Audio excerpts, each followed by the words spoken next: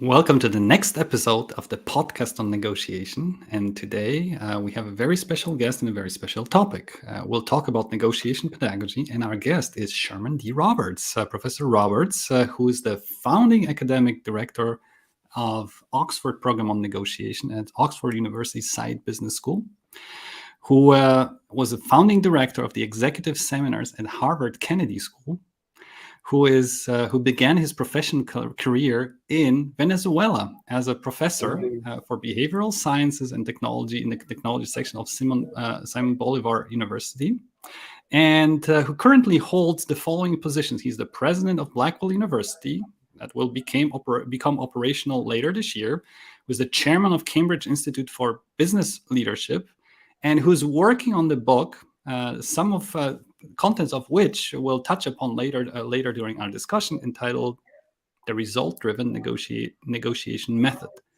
Sherman, it's great to have you with us.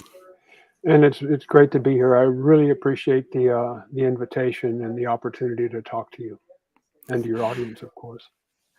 Absolutely. Having mentioned the audience, you guys are welcome to ask your questions and comments in the chat as we move along through our material. So Sherman and I met waiting in line for lunch during his time at Oxford, working as the academic director together with Tim Cullen at the Oxford Program on Negotiation. And back then, it was at the beginning of my PhD, and I was absolutely amazed by your kind hospitality. You invited me to sit with you at the lunch table and have lunch with you, and I was super surprised how open and inclusive you were, even despite the fact that I basically had very little to say about negotiation. So that was I wanted to thank you for this, Sherman, for your openness, and we kept in touch.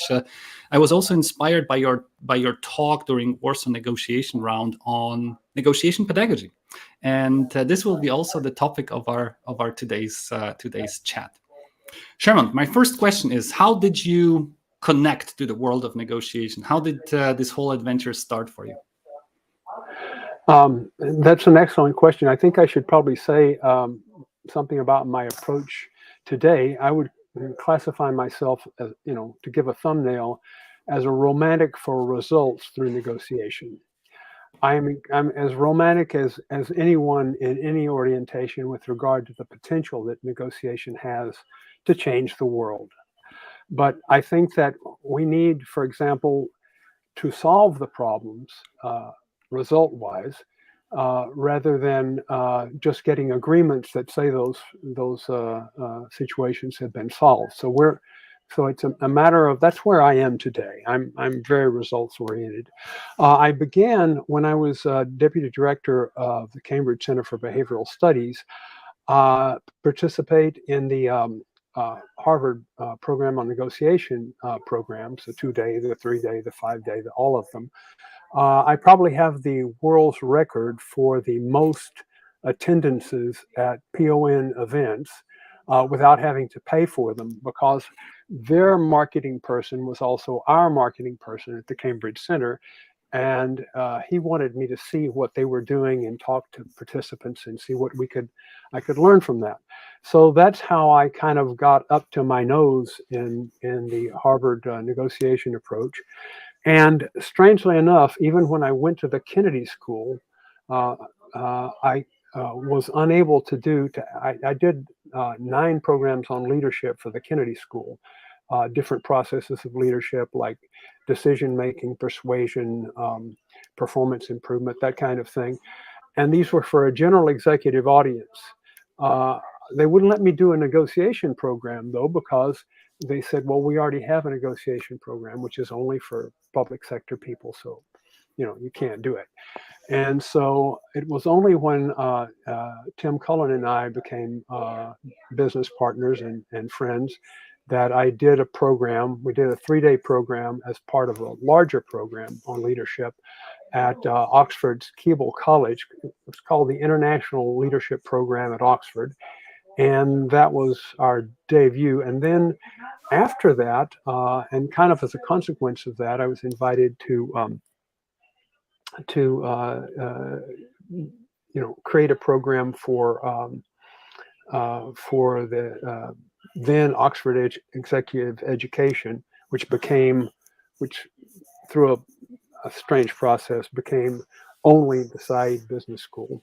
For a while, they had two business schools at Oxford. At any rate, there for a number of years, we did a fairly standardized but somewhat nuanced program that I would say falls in what I call the dominant Western approach to negotiation. It was close to what I had learned at Harvard, but I began to deviate away from that and look for ways that we could have a more integral approach to negotiation. And in 2017, between 2017 and the present, I've been working on a truly results-driven approach to negotiation, which is what my book is about.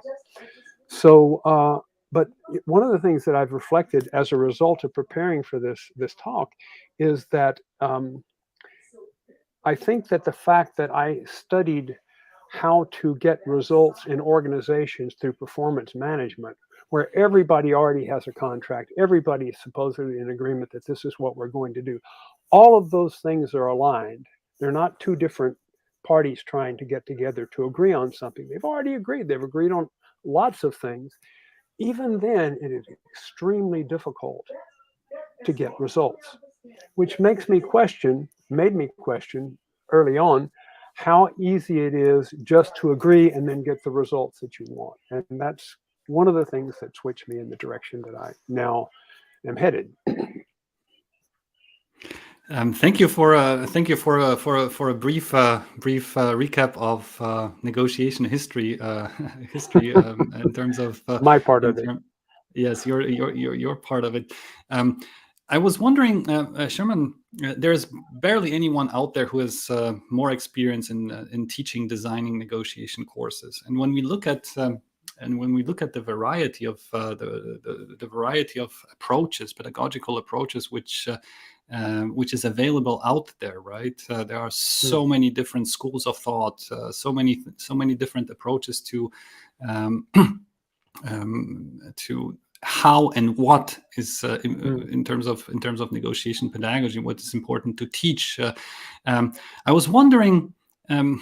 I have to ask a difficult question. I was wondering why it is the case. Is it because we have not understood what it means to negotiate well enough, yeah? Or is it because negotiating well is so elusive that it requires simple, multifaceted approach to negotiation pedagogy? So what do you think? Which one, or maybe is it both at the same time? Is it art? Is it science? What is your take on it? My take on it is that we should be an applied science and a technology of negotiation. I think we should go toward a situation where we're as procedural as we can be, honestly, and we should say what we really know and try to learn more through research and go for that side of it. I don't think we're an art at all. I think we're a craft, or we're a kind of a learned area of skills. But I think that the variety comes from two things.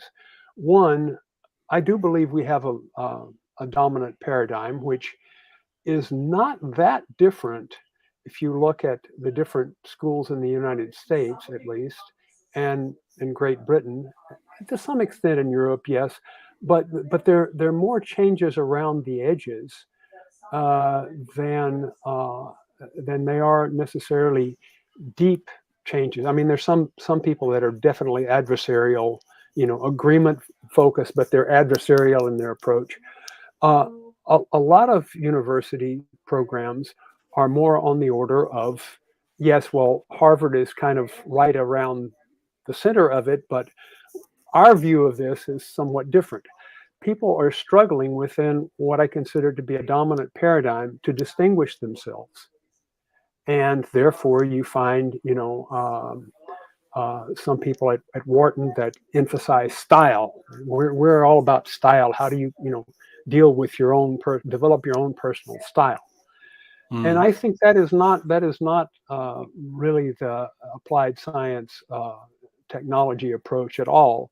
I don't think that football coaches teach their players, no, if you feel better about kicking the ball with your heel, to try to score a goal, sure, do it that way. Develop that. No, I think that there are certain practices that work better, and our business is to identify those. And I think the variability is everybody wants to be distinct. Everybody wants to have people in their programs, and every author wants to sell their book. And there's another thing, Remy. There's a saying that my mother used to love, which is, every mother beetle thinks its baby is a gazelle. So there's a certain ego-driven element in this too, and I would confess that it's impossible to get rid of that. So Sherman, you've mentioned yes. So I think we're both closer to this scientifically derived connections between cause and effect, right? So meaning to be an effective negotiator, we have to learn how to generate the effects that make us effective negotiators, and the ability to extract these factors is tightly connected with our ability to understand what negotiation efficiency is all about, which means that comes from science, right? And I was wondering, Sherman, you've mentioned several times the dominant Western approach. Yes. could you maybe specify a little bit closer what you mean by that? Right. Well, I like I say, I think we have a dominant paradigm right now, and it kind of started in the early '80s with Rafa's book, The Art and Science of Negotiation and Getting to Yes, by Fisher and Urey and Patton in the second edition. And so there's this position that's kind of coalesced around university teaching, executive education teaching, MBA teaching, schools of public service as well. And basically what these are Western, because we have a much deeper tradition of agreement focus in the West, because we have relatively reliable legal systems, and we have what's called a linear active culture, which means that we like to think things, as kind of an outline form, right? And so we like that kind of process model. And so the process model that exists in this dominant approach is Harvard PON. It's the Oxford Program on Negotiation. It's a lot of schools in the U.S. It's a lot of schools in Europe that teach this idea that what we're really after is an agreement. That's our ultimate. We're looking for a good agreement. And that what good means can mean sustainable. It can be legally sustainable. It can be other kinds of sustainable. It can be a lot of different things. But the main thing is our goal and indicator of success is to get to the agreement, to get to yes. And the thing is, what is done is you have preparations for talking, and you have talking in this approach. Those are the two big bits of it. And then if you come to an impasse or you come to an agreement, then there's a handoff to a completely separate process, which is the process of implementation. That is not negotiation. Negotiators exit the building as soon as the agreement is reached. And that's their job, and hip ho, and away we go. That is not a very integral way to look at the process. I would say that just advancing a basic idea that I have, a negotiation process begins when somebody has the idea that a negotiation with a particular party over a particular set of issues might be a good way to deal with a situation in which important results are in play, at stake, if you will. And so uh, you know, once that happens, you have a whole process that ends when you have either achieved, well, always, let's put it this way, it ends when you have achieved as much with regard to those results that you've targeted as you can achieve. And Mhm. that's the true extension. You don't cut off implementation. But the dominant view, for a variety of reasons, um, has this what I consider to be somewhat truncated view of the negotiation process, and it's one of six different uh, approaches to negotiation, and it doesn't easily recognize the others, Mhm. except as maybe variants of itself. Mhm. But most of the rest of the world, the non-Western world, is focused on relationships, and relationships, uh, that is for important negotiations at least, and relationships are a different way of looking at negotiation. And we fiddle with the idea of relationships in the West, but we don't quite see it the way that non-Western people do. So, um, this dominant Western approach kind of does give us a particular view, and we just try to work at that, and we try to work at reaching the agreement, which carries us Mhm. part of the way down the road to Yep. results, but not far enough. It's Yep. necessary, but not sufficient. Yep. Understood. Understood. So, Sharon, what's there? I've understood that there are a lot of aspects that we could question, criticize, or maybe suggest in terms of areas for improvements. But what were the factors that decided that this Western approach has become dominant? What are the benefits of this approach? Why do people like it? Why do people enjoy learning about it? And why it keeps being taught over and over and again, despite the shortcomings? I'll be honest with you. The first thing I thought of was that, well, it helped me make a living from 2003 to the present. So that's I give it two thumbs up for that. Um, but more serious, to give you a more serious answer, it's the first real effort to do a research based approach to negotiation, and it is research friendly for that core that it addresses as part of the negotiation, part of what I consider to be an integral negotiation process. And so that's one thing. It covers some parts of this process very well. I mean, if you have the scenario that this approach imagines, if you have two parties that are really interested in agreeing, it says a lot about how to come to an agreement with them. It's kind of like, but from my point of view, it's also kind of like somebody who plans their American football strategy up to winning the third quarter, and they, they don't plan it all for the fourth quarter. You know, they don't work out special plays for that fourth quarter.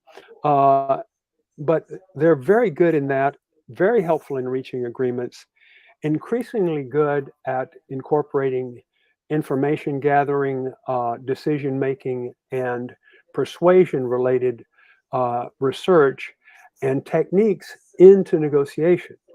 Max Bazerman, a very highly valued colleague of mine, has done a great job, massaging a lot of the research that Danny Kahneman and Amos Tversky, began to pioneer back in the late 70s, early 80s.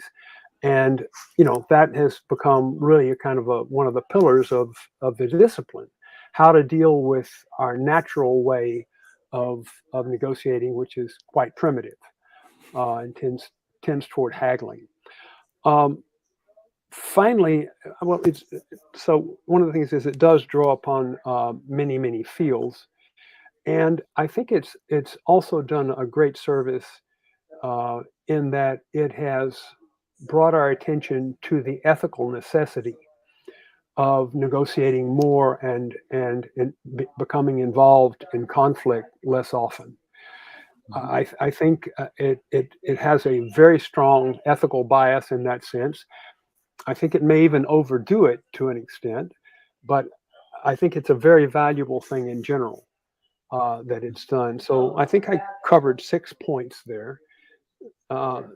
Six So it things has that I its think are merits, really. yes. Oh, So it has basically, great merits, and by the way, I have favorite books from this approach that I recommend to this very day. I always recommend 3D Negotiation by Lax and Sabanius. yes, I recommend Negotiation Genius, Bazerman and Malhotra. yes. Some of Larry Suskind's books. Danny Earle's Point of the Deal, great book. So I think it has tremendous merits, and all of the criticisms that I have are friendly, and I hope they don't get me drummed out of the core. Thank you, Sherman, for sharing this. Let's rant a little bit about the dominant Western approach, right? I mean, it's become Oh, dominant, once certain tendencies become mainstream, they are not questioned anymore. Yes, so it requires critical thinkers like yourself, yes, to somehow trigger our curiosity and maybe look beyond what's obvious, yes, what's obvious and what's being served, into what's not there. Yeah. So what is mhm. not there? What are the shortcomings of the Western dominant approach, Sherman, from your perspective?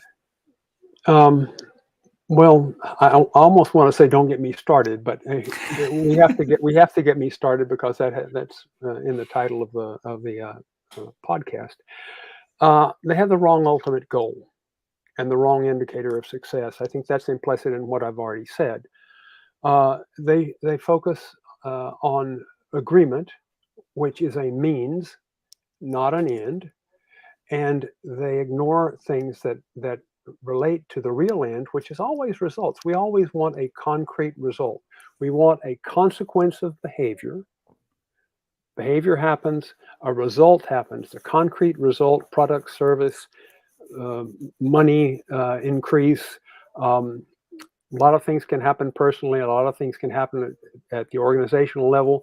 These are all results. And we want those results not for themselves. We want those results for their effects.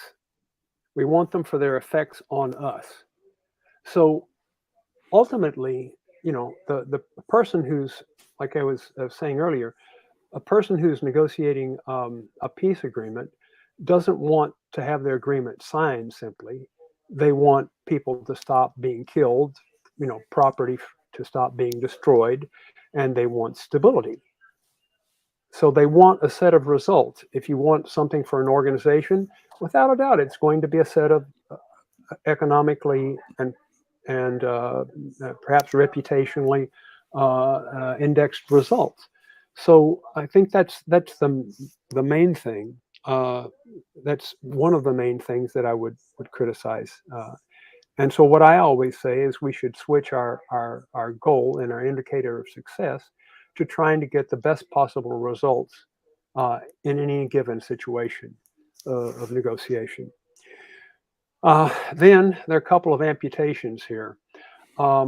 As noted, the dominant Western approach amputates the part that has to do with actually generating results. And it amputates it to the extent that Danny Earle was quite correct when he said, "Look, we're acting as if the deal was the only thing that mattered. We have to think about implementation. Sotto voce, we have to think about results, right?" So he was very right about that, but he didn't go quite far enough in the sense that he only talked about, well, we should get implementers and people involved earlier. I think that the right focus on results causes you to look at preparations, causes you to look at discussions, and it causes you to look at results generating operations as the flow of the process, and to try to get to the very end of that, because that's where the payoff is. So what we need to do is we need to figure out how that results producing part is going to take place. And we have to do everything we can, sometimes with intangibles, which is one of the things that you do very well at the studying, intangibles like trust, to get to that point.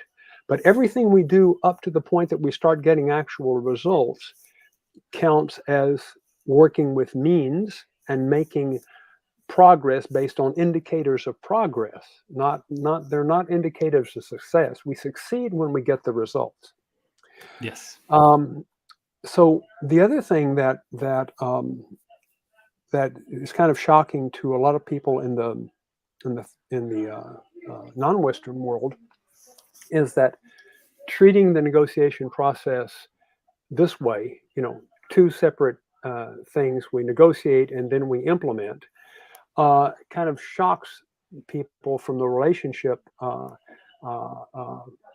approaches, in that they're expecting, we're going to negotiate and then we continue negotiating while we implement. When we cut off the implementation part and make it a second process, we reduce the tendency to continue negotiating as needed in a complex implementation or in a complex result generating process. And by doing that, we're doing ourselves a disservice. My experience and my studies of performance management indicate, even if you've got an organization that's solidly, ultra contracted and ultra agreed on achieving certain objectives, you still have to have negotiation as a resource during all productive operations. I worked in a steel processing plant where the communication broke down between labor and management. And trust me, we had more, to get people to work, we had negotiations. To get people to stop sabotaging production lines, we had negotiations. We had negotiations every single, and there was no strike or anything like that ongoing. So one of the things that we see is that amputation of the far end of the negotiation process from an integral point of view. Another thing is that there's a similar amputation at the beginning of the process. What does the dominant approach say about how a negotiation begins? It doesn't say when somebody has an idea that there could be a negotiation. No, it's you have to negotiate. You know you have to negotiate. That's the starting point. And we carry this out in our classrooms and our executive programs by saying, here's the case that you need to negotiate. We give it to them. And then we say, and now you need to figure out what your best alternative to doing that negotiation is. I compare this to kind of having a beauty contest where you declare that your girlfriend is the winner, and then you throw it open to finding other candidates. Once you've biased yourself, toward a negotiation, you're in it, and it's very hard to pull yourself out and go to your best alternative to a negotiated agreement, as the classical advice goes. We need to start thinking about what are the situations that concern us and deciding whether a negotiation or maybe one of many negotiations is what we should do, or should we do something other than negotiation, and prioritize from that point and let that flow into the negotiation process. Let that be the way that we go into the negotiation process. So that's a kind of the fourth thing. Another criticism is that negotiation tends to be a kind of a man with a hammer enterprise. Abraham Maslow said, if a man has a hammer, the world looks pretty much like a nail. And so there's a tendency to see negotiation as a panacea. This is how we're going to solve all of our problems. And so you have people like a very wonderful woman, Lee Thompson at Northwestern, who said, words to this effect. Anytime that you require the aid of someone else to fulfill your goals, you are thrust headlong into negotiation. That is, negotiation is the only alternative. Well, there are dozens of other ways that are not negotiations to get what you want. Sometimes you get it just by asking. Sometimes you can get what you want from other people in other ways, beyond negotiation. Now, the strange thing is, within the panacea of negotiation, in this view, there's a panacea within the panacea, which is the step, I regard it as a step, of value expansion. Very important, extremely important in the context of discussions, but it doesn't solve all our problems. For one thing, after we expand value by finding trade-offs that leave both or all parties, both, some, or all parties better off, we then have to still go back to value claiming, which some people still practice as haggling. So there's that, but there's also other things that happen ex post facto, like coming up with a non-implementable deal, which is one of the things that Danny Ertl warned us about. So I've seen books on negotiation where every single case, from the beginning of the book to the end of the book, was resolved through value expansion. And I just don't think, it doesn't fit with my experience in the real world at all. Value expansion is definitely important, but it's not a panacea within a panacea. Yeah, that's absolutely correct. Sherman, you've mentioned that you're working on a book which summarizes your thoughts on negotiation process and what it means, how to generate the results that we intend to generate. I think you called it result-driven negotiation method. Yes. Could you give us a rough outline in which direction or how you're planning to structure your work? What is the result-driven negotiation method? Well, I'll tell you what I've done. I've looked at the negotiation process from this beginning to the end that I was talking about. We begin a negotiation when somebody has the idea that it might solve a problem. We go through prioritization. We go through all of the discussions and all of that, and we come to a point where we've gotten all the results out of this process that we can, which may be early on when we realize that this negotiation is going nowhere, so we're out. Could be the case that we're 3 years into the process and we're still, grinding out, cost-effective results, and everything is fine. But at some point, that will come to an end. So I'm trying to look at the entirety of the negotiation process, the preparations, the discussions, and there are more discussions than just two, more than value expansion and value claiming. And then there's certain things you do to generate the results. And so I'm looking at that whole process. And how I did this was after talking to a lot of people through surveys, pre-session surveys, and in direct conversations, and getting some of their input. I looked at a lot of real world cases, some from my students, some from multiple other sources, and tried to pick out the things that people did, what I call process components, that people do to achieve progress toward results and eventually achieve results. And so I came up with the idea that a negotiation is basically bargaining, but you have to put other components around it to make it work in any but the simplest situations. Now, in a simple situation, you can bargain, and then you can exchange results. I can exchange, money for a used bicycle, and that's the end of it. But in a more complex negotiation, where we're talking about a merger, an acquisition, a technological development of some kind, we may need as many as 12 major steps. And I've identified these steps: preparations, discussions, and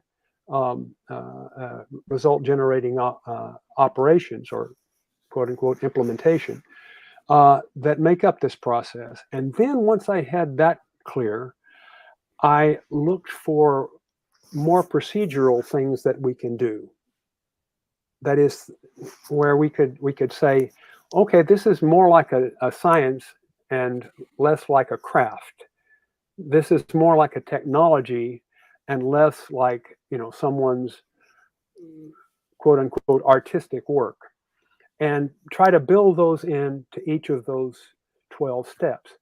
So you've got a system that can deal with any negotiation, from the most simple daily kind of negotiation to the most complex that can actually be operable. And you are guided through this system, and you're given kind of moment to moment advice, in the sense that you should be doing this first, this second, but if you get new information, you should go back to the previous process. So you have this flowchart-like logic that tells you when to do what. And this is a big contrast to what you get in most negotiation books. If you open Getting to Yes, it has a quote method that tells you, you should do certain things, but it's general advice, and you have to figure out, when to apply this general advice, when to separate, for example, the people from the problem, how to do that. And it's not a sequential procedural system. So what I have is a more a true method, a method that does recognize that there are parts to this beast, and we have to address the parts in a certain order to make it work properly. And so then on top of that, as part of the book, I have a part that does deal with general advice, because there are items that are always there. For example, you always need to make rational decisions. You always need to be persuasive. You always need to have an eye out for your reputation and how you look to other people. So there's this part that is general guidance. And finally, there is a part of the book that deals with how to become an expert. A colleague of mine, Carl Anders Ericsson, and his colleagues have been working on expertise for years. How do you become an expert? How do you use practice? What do you practice?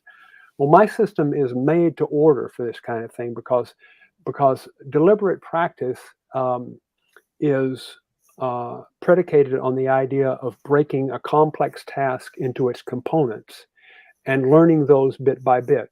Mine is already, it's deconstructed in that way already.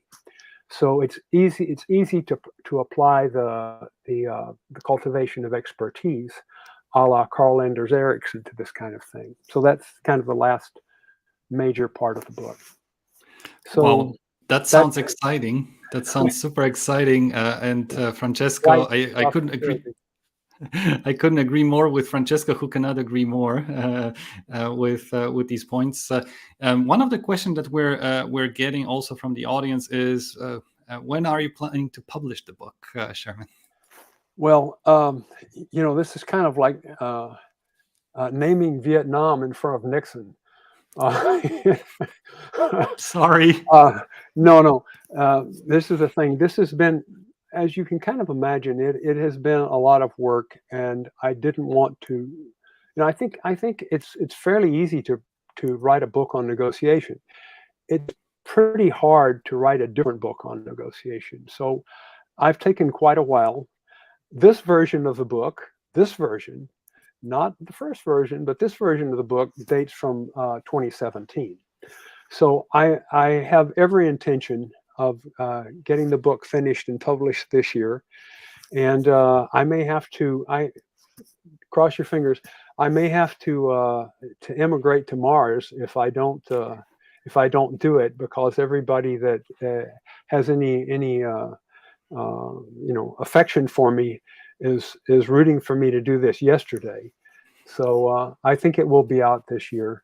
And I would tell you the title is probably not going to be The Results-Driven Negotiation Method, because the publisher will say, no, I think we need to call it Eureka, or something else. So Catchy you title is, never know. yes, catchy titles are Catchy important. titles, yes. Yes, exactly, for One the word if publishers. possible. Exactly. Right. One word, and preferably questioning the legacy, the dominant approach. So Sherman will be cheering for you from the sidelines. I hope Thank you. everything goes well. My last question is always about great negotiators. So Sherman, for you, someone who has been in the field for so long, and when you think about historical people, historical individuals, or contemporary individuals, be it diplomats, politicians, business people, you name it. Yes, who comes to your mind when you think about great negotiators? I took the easy way out. I said, well, okay, great negotiators in the book that I happen to like, which is a book called Great Negotiations: Agreement That Changed the Modern World, by Frederick Stanton. He analyzes or describes, let's call it that, 8 different major negotiations from 1778 to 1986. That is, from Franklin and the French court to the Reykjavik summit with Gorbachev and Reagan. My choices were as follows. I chose Ben Franklin. I think Ben Franklin won the American Revolution more than any other single individual. He went to the French court, and he got the French to basically fund the war, to give us the bullets, the munitions of all kinds, the uniforms, everything that we had been missing to finish the American Revolution successfully.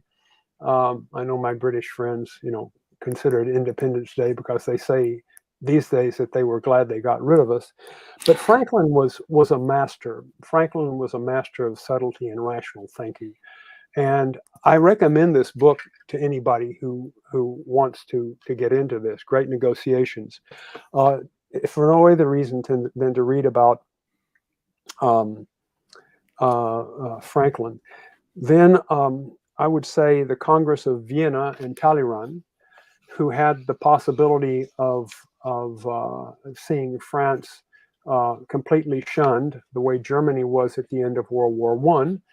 And he brought France back into the European community, and not as a pariah state, but as a state that was respected more than one would considering the body count at Waterloo and other battles.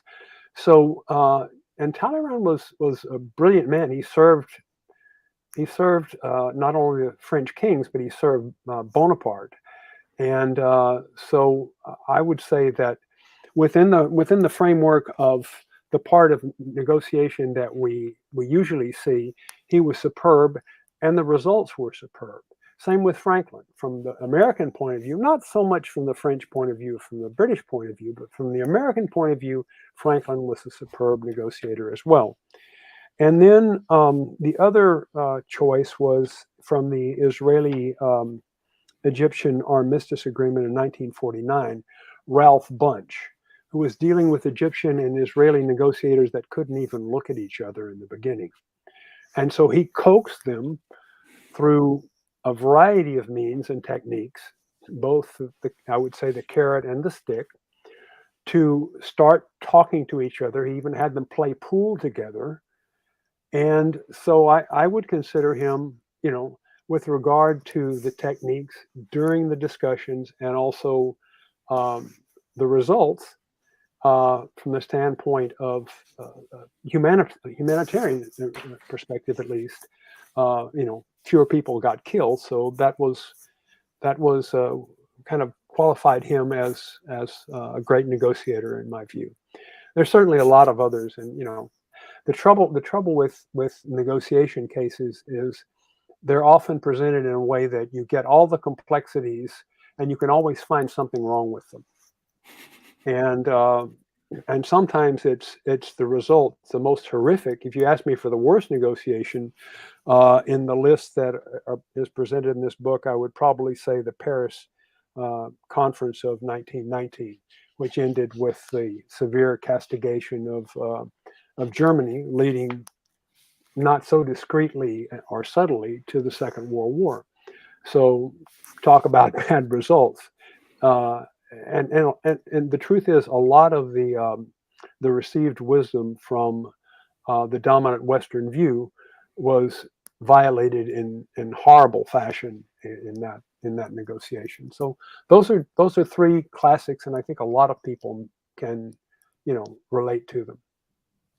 Sherman, thank you so much for sharing your picks of the great negotiators. We're slowly need to come to an end. As much as we all enjoyed listening to your words of wisdom, I'm blending in a comment from Jonathan. I can only agree. It's been a great pleasure to me and our audience to listen to you, Sherman. Thank you so much for being with us. Good luck with your book. Good luck with your university, and I hope we will stay in touch. Thank you so much. We absolutely will. Thank you so much, Rooney. I do really appreciate it, and thank you to your audience. Thank you.